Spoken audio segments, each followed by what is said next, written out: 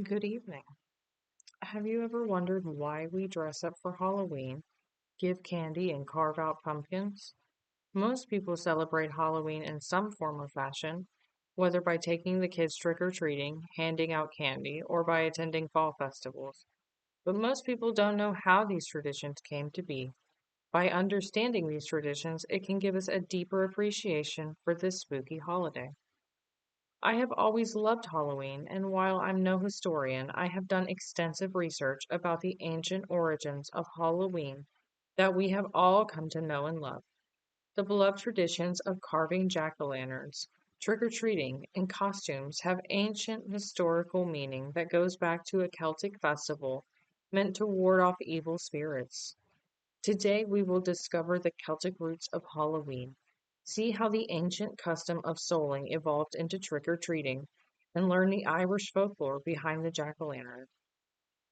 Halloween's roots trace back over 2,000 years to the ancient Celtic festival of Samhain, which is pronounced Samhain. This day marked the end of the harvest season and the beginning of winter. The Celts also believed the veil between the living and the dead was at its thinnest at this time, which allowed spirits to cross over. In order to engage with these spirits, they would light huge bonfires and make sacrifices to the deities they believed in. In order to protect themselves from evil spirits, they would wear costumes made from animal heads and skins to disguise themselves. Once the Roman Empire conquered Celtic land, their traditions became incorporated as well. Their festivals of Feralia, which honored the dead, and Pomona, which honored the goddess of fruit and trees. The symbol of the goddess Pomona was an apple, which is believed to be the origin of bobbing for apples on Halloween. While Christianity took over Europe, the church began to replace pagan holidays with Christian observances. During the 8th century, Pope Gregory III designated November 1st as All Saints' Day to honor saints and martyrs. The night before became known as All Hallows' Eve, which eventually came to be known as Halloween.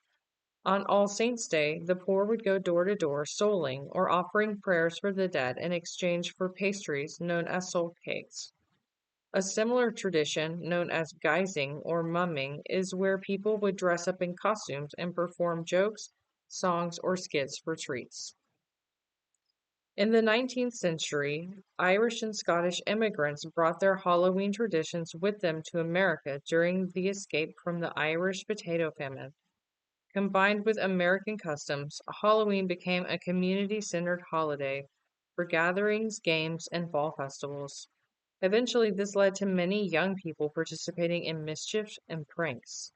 By the 1920s and 30s, Halloween had become even more family centered as trick or treating had become common for children to participate in, which links back to the ancient tradition of souling. The legend of Stingy Jack is an old Irish folktale about an old man who only cares about his money and his booze.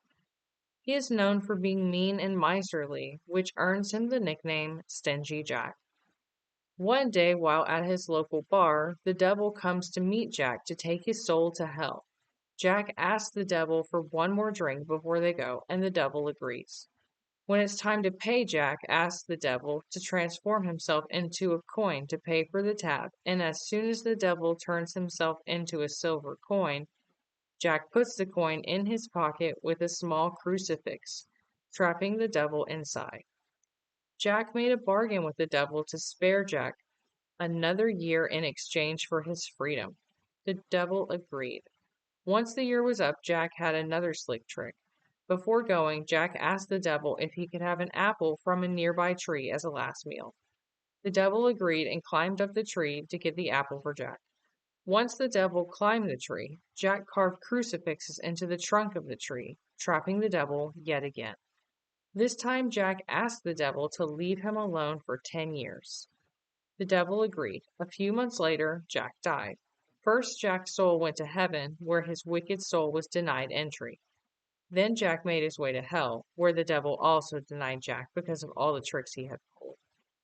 Jack became doomed to wander the earth as a restless spirit, not allowed in heaven or hell for eternity. Before leaving hell, the devil felt sympathy and gave him a glowing ember from hell. Jack put the ember in a hollowed out turnip to make a lantern to light his way.